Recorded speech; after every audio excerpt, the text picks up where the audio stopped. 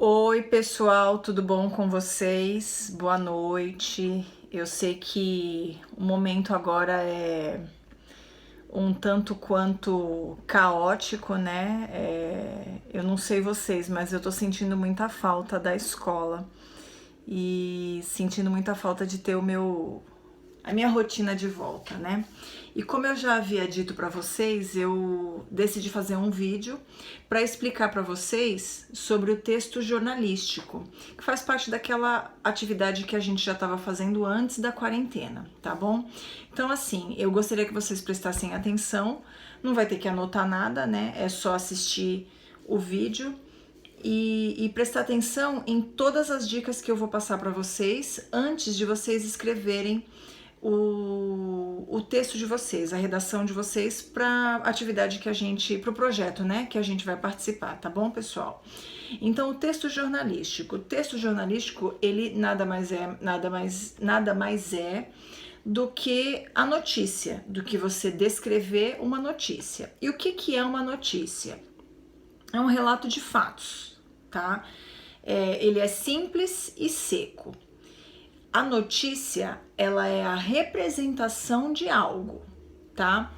E ela deverá ser escrita com uma linguagem coloquial. Por que coloquial? Porque a linguagem coloquial, gente, ela se aproxima da maneira como nós falamos, tá? Então, na realidade, a linguagem coloquial usada pelo jornalista, usada pelo repórter ou pela pessoa que está escrevendo a notícia, ela é feita dessa maneira para aproximar o leitor da notícia, tá?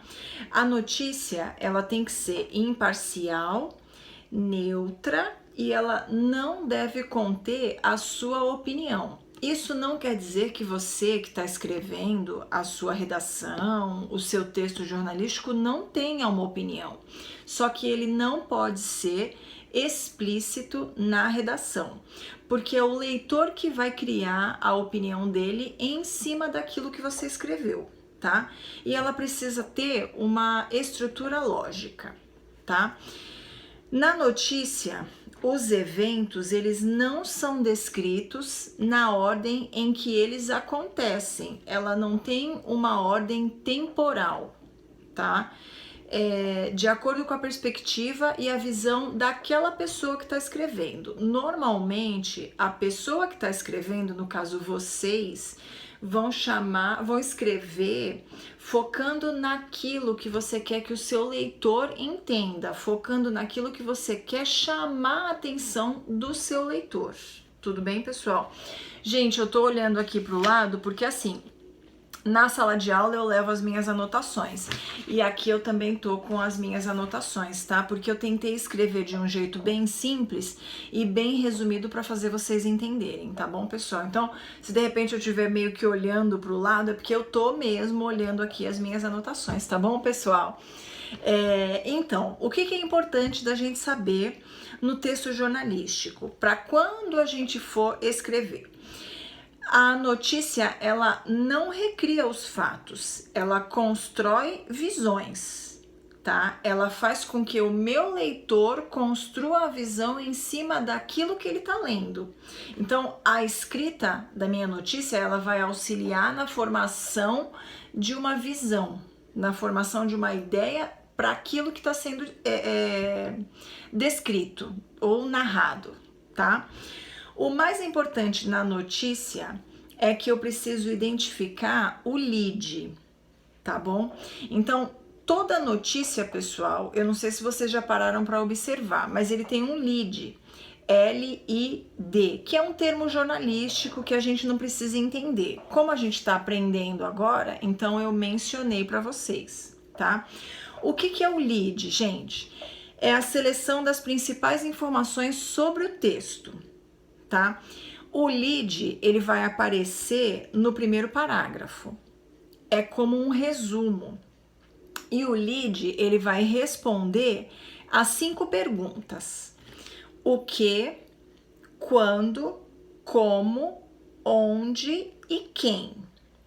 Ele precisa ser atrativo. Então, se você pega um anúncio de jornal, O lead, pessoal, ele vai estar no primeiro parágrafo. Tem lá a manchete e logo em seguida vem o lead.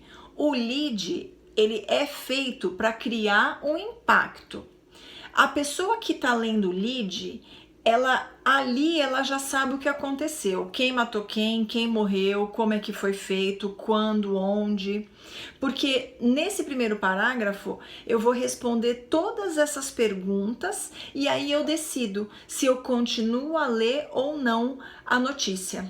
Tá? Aí vocês perguntam, professora, então por que eu preciso escrever ou digitar 30 linhas?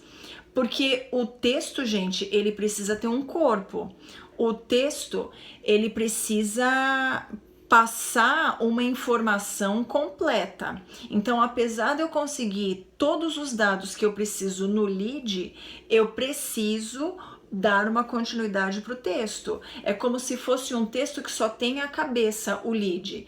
Mas o texto, para ser completo, ele precisa da cabeça, do tronco, dos braços e das pernas. Tudo bem? Então, ele precisa ser atrativo, como eu disse, né? Ou seja, chamar a atenção.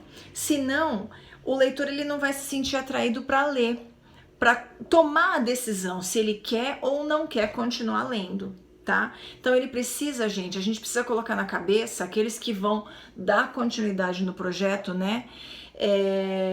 Despertar a curiosidade do leitor, tá bom?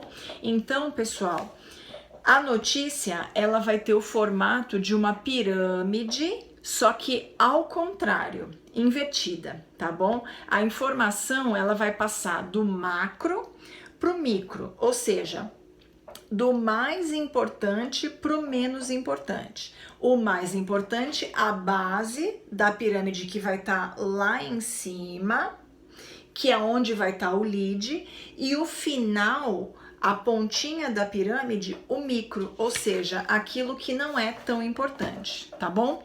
No lead, o leitor ele já fica sabendo de todas as informações que necessita para saber sobre a notícia, tá? E é ele que decide, como eu já disse antes. Tá bom, pessoal? Eu vou mandar mais alguns vídeos, se eu não me engano, mais 1 ou 2, dando o exemplo de lead. E eu acho que eu vou mandar um outro, que eu esqueci agora, tá bom? Beijo, pessoal. Boa noite.